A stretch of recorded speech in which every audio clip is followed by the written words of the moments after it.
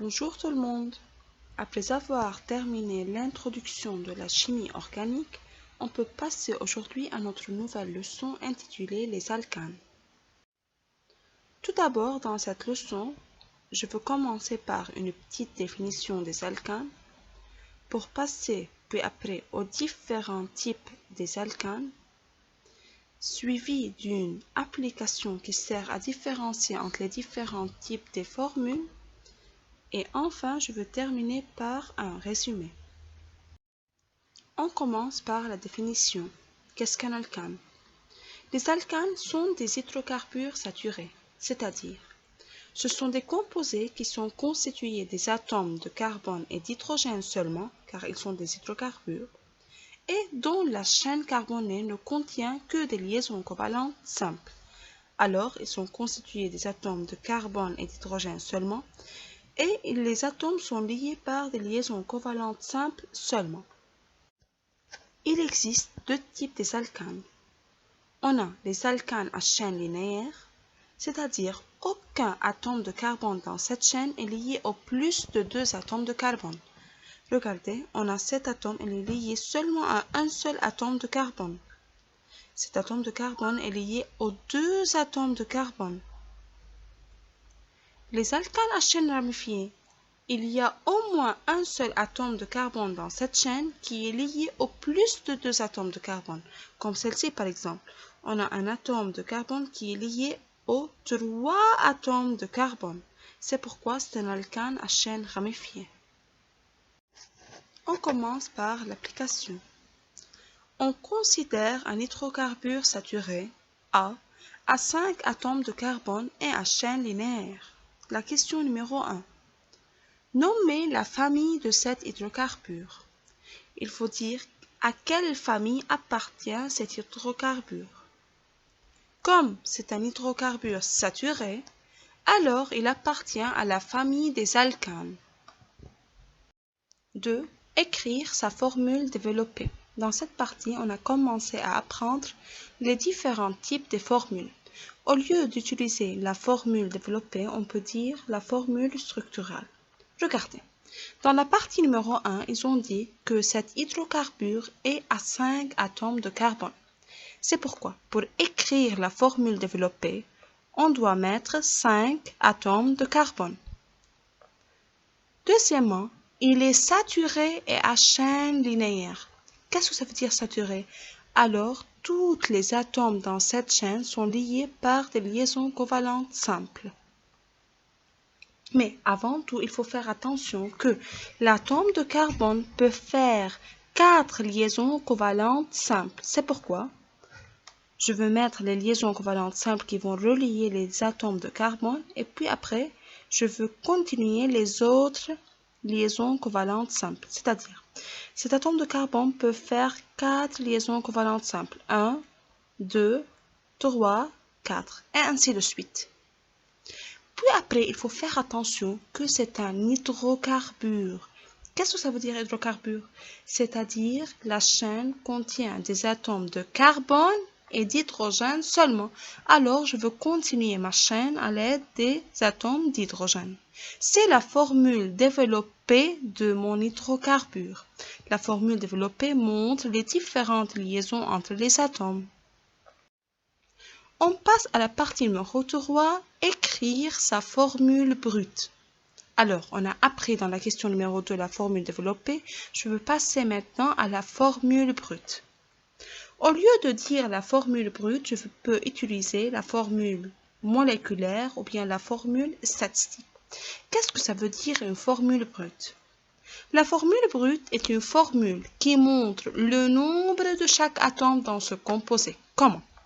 Regardez par exemple, mon hydrocarbure, il est constitué de 1, 2, 3, 4, 5. 5 atomes de carbone. Alors, sa formule brute est C5. Cet indice nous montre qu'il y a 5 atomes de carbone.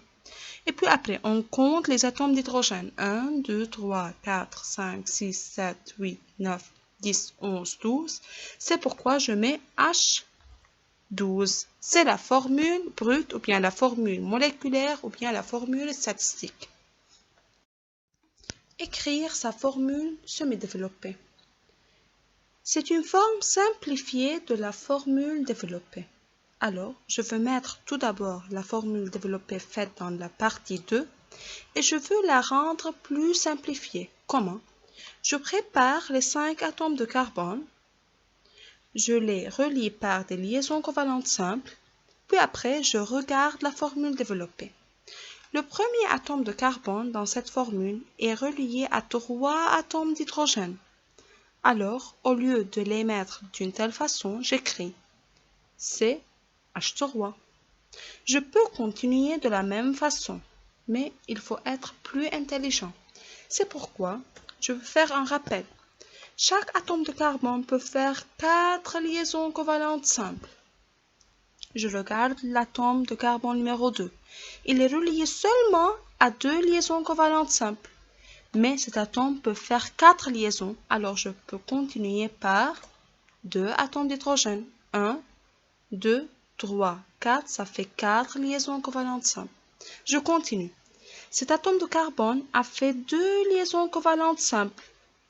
Mais l'atome de carbone peut faire 4 liaisons, alors je peux continuer par 4 moins 2, 2 atomes d'hydrogène. L'atome de carbone numéro 4 a la même explication, mais on regarde le dernier atome. Il peut faire 4 liaisons covalentes simples, mais cet atome a fait seulement une liaison, alors je continue par 4 moins 1, ça fait 3, H3. 5. Écrire sa formule brute générale. La formule brute générale est une formule qui lie le nombre des différents atomes en fonction de n. C'est comme les mathématiques. Il faut mémoriser que la formule brute générale d'un alcane est CnH2n plus 2. N, c'est le nombre d'atomes de carbone. Pour déterminer la formule moléculaire d'un alcane, il suffit d'appliquer cette règle. Comment? Regardez notre exemple. Ils ont dit dans la donnée que A est un alcane qui renferme 5 atomes de carbone. C'est-à-dire, au lieu d'écrire N ici, il suffit d'écrire 5, C5. Et pour déterminer le nombre d'atomes d'hydrogène, il faut faire un calcul qui est très simple. On écrit 2n plus 2 égale 2, au lieu d'écrire n, on met 5, c'est 2 fois 5, plus 2, ça fait 12. Alors, la formule moléculaire de A sera C5H12. On a mis, au lieu de n, on a mis 5, c'est le nombre d'atomes de carbone, et on a fait un calcul pour déterminer le nombre d'atomes d'hydrogène, et la réponse était 12, c'est C5H12. D'une telle façon, on a pu obtenir la formule moléculaire de notre alcane sans recours à la formule développée ou bien la formule semi-développée. Application numéro 2. En utilisant juste la formule brute générale des alcanes. Quelle est la formule brute générale des alcanes? CnH2n plus 2. Identifiez l'alcane parmi les composés suivants. Je vais vous donner quelques composés. A, c'est 6H12, B, c'est 4H6, C, c'est 7H16. En utilisant seulement cette formule, vous allez identifier les alcanes. Comment? On commence par A. A a comme formule C6H12. Alors, N égale à 6, le nombre d'atomes de carbone égale à 6. Je peux continuer par le calcul. 2n plus 2, ça fait 2 fois 6 plus 2 égale à 14. Pour que A soit un alcane, il faut que le nombre d'atomes d'hydrogène soit 14. Mais on remarque que le nombre d'atomes d'hydrogène est 12. Alors, tout simplement, ce n'est pas un alcane. On passe à B. C'est 4H6. Alors, n égale à 4. Je vais faire mon calcul. 2n plus 2 égale 2 fois 4 plus 2 égale à 10. Alors, le nombre d'atomes d'hydrogène dans ce composé doit être 10. Mais on remarque que c'est 6. 6 est différent que 10, alors ce n'est pas un alcane. On passe à C. C7H16. N égale à 7. 2n plus 2, ça fait 2 fois 7 plus 2 égale à 16. C'est vrai. Alors, c'est l'alcane. On termine par le résumé.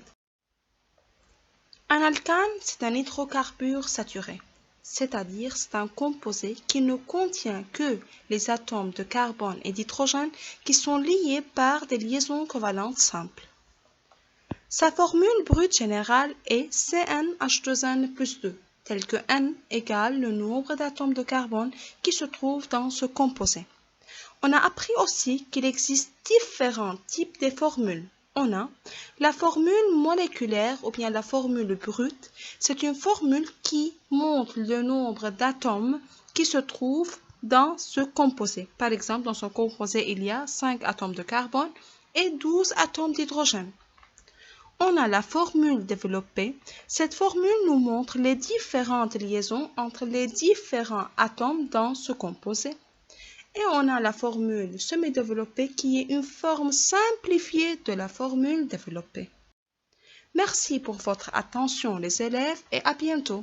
Mais n'oubliez pas de m'envoyer vos questions via l'application.